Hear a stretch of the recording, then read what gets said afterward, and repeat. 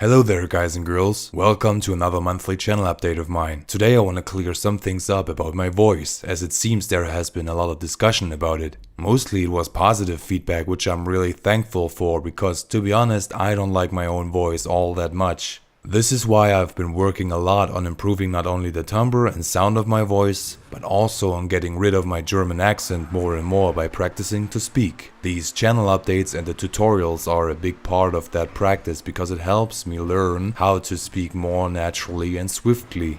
Let me show you a comparison of how I talked in a tutorial from 2015 and how I utilize my voice nowadays. Most of these are already well explained in the social club itself, in the tutorial section there, but it's good to see those controls in action for better understanding.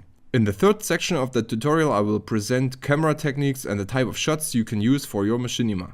Most of these are already well explained in the social club, but it's good to see them in action for better understanding. In the third section of the tutorial I will present camera techniques and the type of shots you can use for your machinima.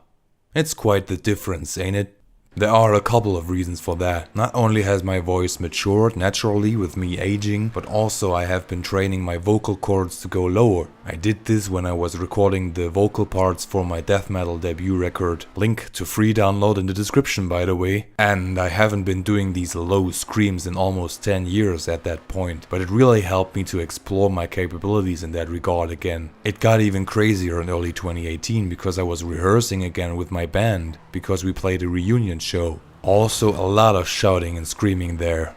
This helped me go lower with my voice and put more bass into it while still being able to articulate myself properly, more or less. I call this my stage voice, and I'm assuming that every radio or TV host does the same. Now, I am not saying that you should walk around and shout your lungs out until your throat bleeds just to achieve a lower sounding voice.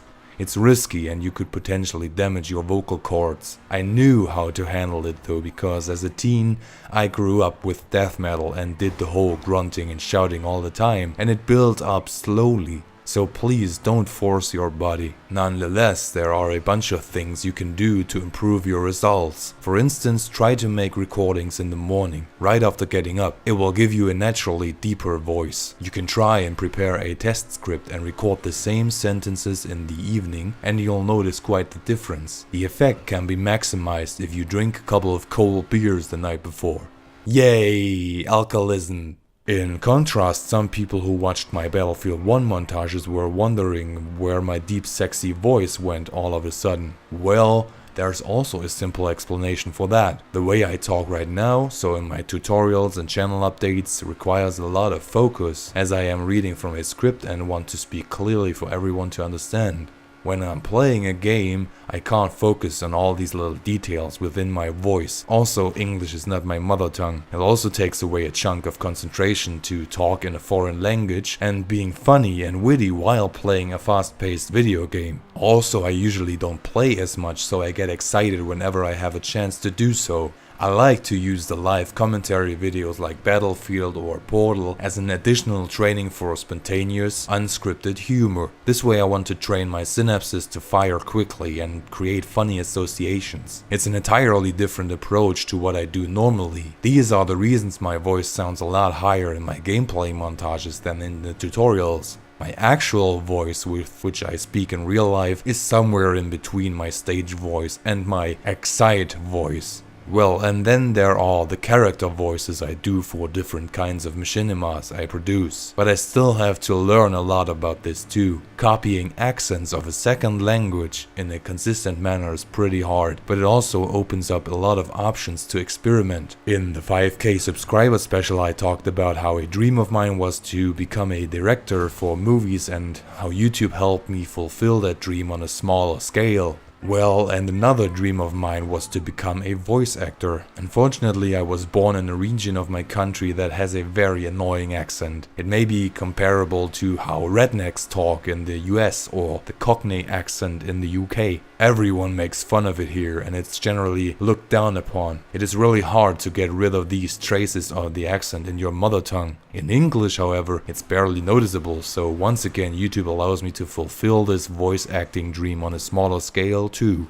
This is also part of the reason why I never produced videos in German, and now I can gather experience by voicing multiple characters. However, if you compare what I do to the work of real voice actors, even other amateurs and semi-pros that voiced for machinima like Nucky's Traffickers, my voice just fucking sucks ass. But I still enjoy doing this stuff. If you wanna learn more about how to record and edit voice samples, I've got a tutorial of mine linked for you in the video description as well. I think that anyone can train their voice to some degree. Even if it doesn't suffice for voice acting, it can improve your gameplay videos a lot, and if you use more powerful speaking techniques, it can also leave an impression on your peers in real life to give you more confidence. Don't underestimate that. That's about it for this month's channel update. Let me know what you think and I will reply for sure. Thank you for watching and stay tuned. Vanova, over.